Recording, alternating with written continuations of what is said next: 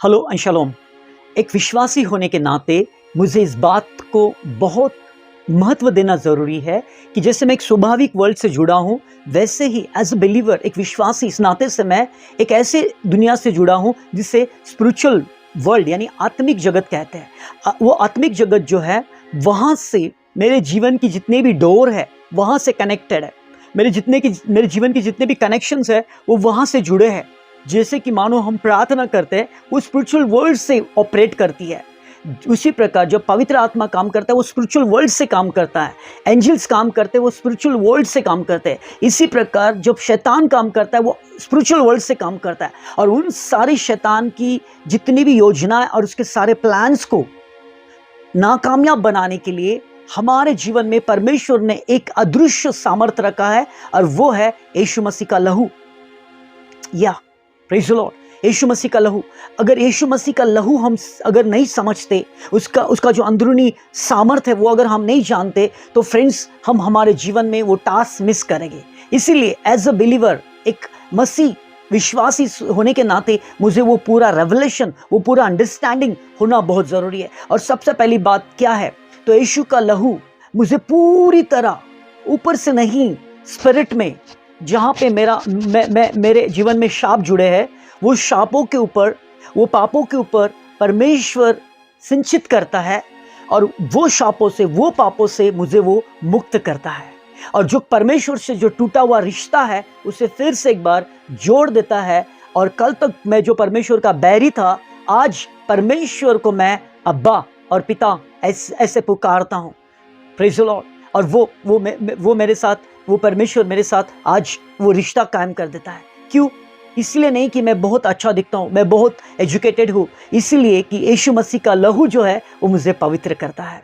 दूसरी बात हम देखते हैं कि यीशु मसीह का लहू जो है, जब इज़राइलियों ने वो लहू लेकर, मेमने का लहू लेकर, बाइबल कहती है कि उन्होंने दरवाजे पे लगाया, तो मृत्यु दूत जब वहाँ पर घूम रहा था मिस्र में, तो लहू को देखकर जहाँ जहाँ लहू था वहाँ से वो आगे निकल कर गया।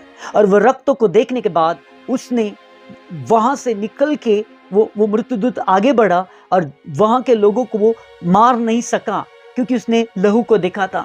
उसी प्रकार हमारे ऊपर जब परमेश्वर के पुत्र यीशु मसीह का लहू जब शैतान देखता है या मृत्युदूत देखता है, तो वो हमें वो दंडित नहीं करता, बल्कि वो हमें छुटकारे का और ब्लेसिंग्स का एक्सपीरियंस देता है। क्यों फ्रेंड्स? क्यों? आज मैं इस बात को आपको याद दिलाना चाहता हूँ, रिमाइंडर देना चाहता हूँ कि कभी कभी हमें कोई फ्रेंड्स होगा या हमारा कोई रिश्तेदार होगा, अगर हमें थोड़ा कुछ चोट लगती है या हमारा थोड़ा सा लहू जाता है, तो हमें कितनी तकलीफ होती है। या फिर हमारे लिए किसी और का लहू बहता है, मानो कोई हमको पत्थर मार रहा है और दूसरा एक हमारा कोई रिश्तेदार या फ्रेंड है और वो हमारे प्रति वहाँ पर आड़ा आ गया, और वो हमारे ऊपर का जो घाव है उसने अपने ऊपर ले लिया। और जब हम घाव देखते हैं तो हम कितनी ग्रैटिट्यूड रखते हैं, कितना धन्यवाद देते हैं, कितने बार उसको शुक्रिया अदा करते हैं। लेकिन कभी इस बात को ध्यान में दिया है कि जो लहू ने हमें छुटकारा दिया है, जो लहू ने हमें मुक्ति दी है, जो लहू ने हमें शांति दी है, जो लहू ने हमारा रिश्ता फिर से एक बार खुदा के साथ कायम किया है, जो लहू ने जैसे मिस्रियों को शाप से और बंधन से और गुलामगिरी से छुटकारा दिया था, उसी प्रकार जो लहू हमें गुलामगिरी और जनरेशन कर्सेस से मुक्त करता है, क्या उस लहू के प्रति हमें ग्रैटिट्यूड हम रखते हैं? कभी हमें एहसास होता है क्या हमारे मसीहा ने स्वर्ग छोड़कर आके, सारा ऐशो आराम छोड़कर आके, वो सारा ऐशो आराम मतलब वो सारा गौरव छोड़ के आया, वो जहाँ पे हजारों लाखों एंजल्स उसे झुककर सलाम करते थे, रात और दिन उसकी उपासना करते थे, वो सारा गौरव छोड़कर वो आके केवल आपके और मेरे लिए वो आया। और साधारण लहू नहीं बहाया, अपमानित होकर, दंडित होकर, लोगों के ठोकरें खाकर उसके मुंह पे तमाचे मारे गए, उसको ठोकरें मारी गई, और इतना लज्जित होकर, इतना अपमानित होकर उसने लहू बहाया। क्यों? क्योंकि बाइबल कहती है कि हम अच्छे इंसान अगर होते तो शायद कोई हमसे मोहब्बत करता, शायद कोई हमसे प्यार करता, लेकिन परमेश्वर ने अपने प्यार का प्रमाण ये दिया है कि हम पापी ही थे, तब परमेश्वर ने हमसे प्यार किया। तो ये लहू उसने क्यों बहाया फ्रेंड? ये लहू इसलिए बहाया कि वो हमारे प्रति जो प्यार है उसका प्रमाण दे सके। So blood of Jesus is the identity of the divine love. वो आइडेंटिटी कार्ड है जो उसने प्यार का प्रमाण दिया हुआ है। आज मैं आपसे एक सवाल पूछता हूँ, क्या ये लहू की कीमत हम चुका पाएंगे जिंदगी भर? कभी नहीं चुका पाएंगे।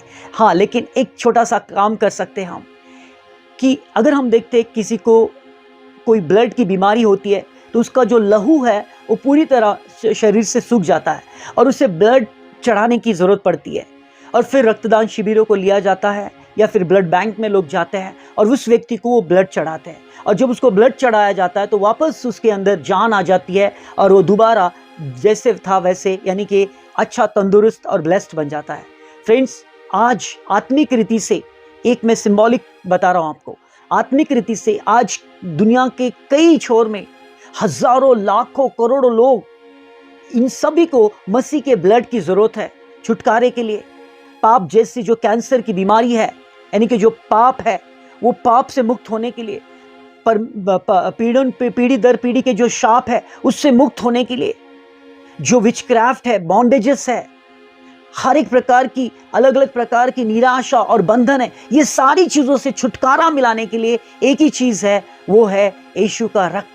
और जब यीशु का रक्त इन लोगों के ऊपर आएगा, जब यीशु का रक्त वो लोग उस पर विश्वास करेंगे, उसके द्वारा उनके पाप धुल जाएंगे, तब शैतान उनको छोड़कर निकल जाएगा और उनको आनंद काल के जीवन का अनुभव आएगा। हाँ फ्रेंड्स, और ये लहू देने के लिए परमेश्वर आज आपको और मुझे पुकारता है। जी हाँ, इब्रानियों की किताब में कहा गया है कि ये लहू बोलता है।